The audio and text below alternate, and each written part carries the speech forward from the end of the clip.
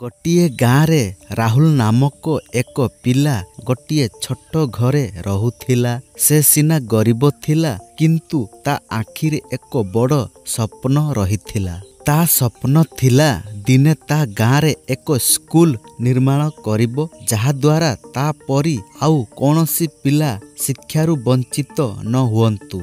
ରାହୁଲଙ୍କ ପାଖରେ ନା ପୁସ୍ତକ ଥିଲା, ନା ପିନ୍ଧିବା ପାଇଁ ଉପଯୁକ୍ତ ପୋଷାକ ଥିଲା, କିନ୍ତୁ ତାଙ୍କର କିଛି ଶିଖିବା ଏବଂ କରିବା ପାଇଁ ଏକ ଆଗ୍ରହ ରହିଥିଲା।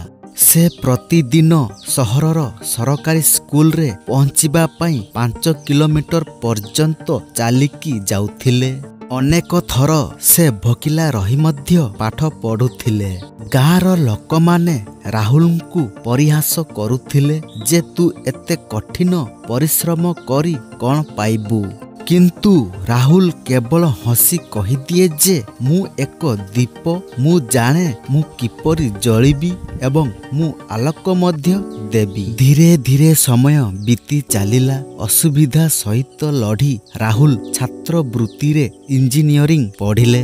ତାପରେ ସେ ଏକ ବଡ଼ କମ୍ପାନୀରେ ଚାକିରି ପାଇଲେ। କିନ୍ତୁ ସେ ପ୍ରଥମେ ତାଙ୍କ ଗାଁକୁ ଫେରି ସେଠାରେ ଏକ ସୁନ୍ଦର ସ୍କୁଲ ନିର୍ମାଣ କଲେ। ଉଦ୍ଘାଟନ ଦିନ ଗାଁ ଲୋକ ଚକିତ ହୋଇଗଲେ। ସେହି ରାହୁଲ ମଞ୍ଚ ଉପରେ ଠିଆ ହୋଇଥିଲେ ଏବଂ ଆତ୍ମବିଶ୍ୱାସରେ ପରିପୂର୍ଣ୍ଣ ତାଙ୍କ ଆଖିରେ ସେହି ଚମକ।